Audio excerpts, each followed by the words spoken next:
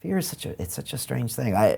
I'm curious what your thoughts are on fear. You know, these days, most of my students are so concerned about what other people think of them, even though they don't even like most of these other people, and sometimes Right. they haven't even met them because they're unsocial. Right. And yet there are these, they kind of paralyze them a lot of times for doing things because they're just kind of worried. And I find Yeah. that when they take action, they realize that that's almost all nonsense. And there were these weird phantoms that kept them living this really small life. Yeah. But I mean, I was curious I think, what your thoughts are. yeah, I feel like when we're talking about regret, I spent a lot of time in senior centers. I lost my grandmother to Alzheimer's, Oh, wow. and to watch that deterioration at that young age when I was going through my own challenges was very difficult. I spend time in senior centers because I want to not only help them polish off their memories, because I feel like, first of all, there's a rich amount of experience there, and I have reverence for that, because when you think about generations, what they had to go through, before, it's amazing in terms of adversity, and how we could go through. I talk a lot about mental health and post-traumatic stress. There's also this post-traumatic growth. Many people, I'm sure I can identify with, they've went through such a horrible time in their life, they wouldn't wish it upon anybody. And but they wouldn't change it, coming through it, that experience, because somehow throughout the process, they found a deeper meaning. They found a strength that was inside of them. They found a mission or some kind of purpose through it.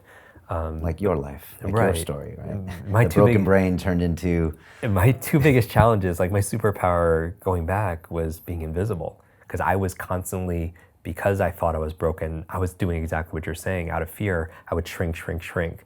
So and literally my physiology would collapse like that. And because our physiology affects obviously our psychology. So in class, I would always be shrinking because I don't want to be called on. I don't want to be called on this an answer question I don't have an answer for. I don't want to look bad. I would do a book report. I would work really hard on it because I would have that discipline. But if a teacher said, give a book report, you talk about it in front of the class, I would lie and say I didn't do it. I remember this one time I literally said I didn't do it in front of the class when I was called on, and I threw it out on the way out. I felt like also I was throwing out. This was an English class. It was my only chance to pass it, and I threw it out. I felt like metaphorically I was throwing out like my potential back in school. But when it comes to this, we could have these fears that reduce us, but then they also could help us figure out what's most important to us. And I feel like a huge irrational fear is this thought about what people are going to think. And when you spend time in these senior centers, and with men and women who've had a long personal history, they have this common regret that that somehow they didn't live their life, that they lived somebody else's life, or they didn't want to, they cared so much about what somebody would think, and they weren't with that person, or didn't take on that career. And we've heard this phrase, in personal development, that regret, it weighs tons. Discipline weighs, ounces, but regret is something hard. And so asking yourself, and this question, going back to these fears, is utilizing fear for something potentially positive. right. And also, we know that a lot of fear is false, right? We react to something like a fear of public speaking, like some kind of saber-toothed tiger is going to attack us, and that part of our brain, our amygdala, is in fight or flight, or freeze, and there's not actual physical threat, but in our mind, it doesn't mean it's not real. And so part of what we're talking about is, if you want to get an outcome, two of the tools we talk about in this conversation are the power of questions. So ask a new question, get a new answer. And so how can I use this? Why must I use this? When will I use and apply this? Who's counting on me? What am I most grateful for today? These are, like when you're journaling, these are questions that help you to focus your reticular activating system, in terms of that part of your brain, the RAS, that will, in your focus, is going to lead to your reality and how you feel.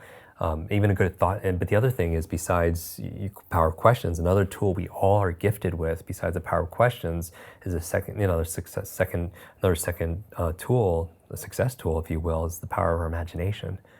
And I think that's like the ultimate like superpower, is our ability to take the invisible and make it visible.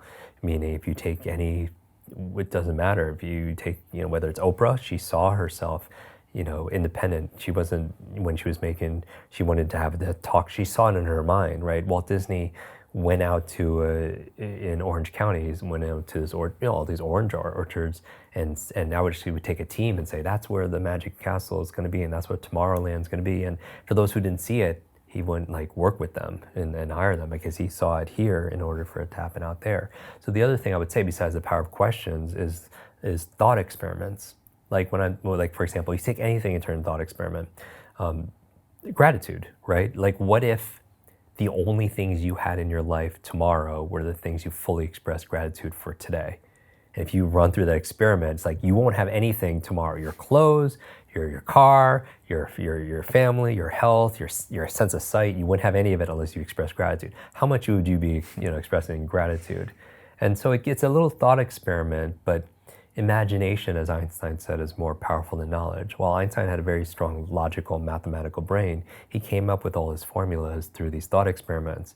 Like, what would it be like if I was sitting on a beam of light heading out into space, or heading towards a clock? What would time look like? And he would ask the questions, but then run these thought experiments and using the power of his imagination. And you've seen the power of imagination. We talked about it in our last conversation on Ellen Langer at Harvard, she was at a senior center and saying, this is not the most vibrant place, alive place to live your final days.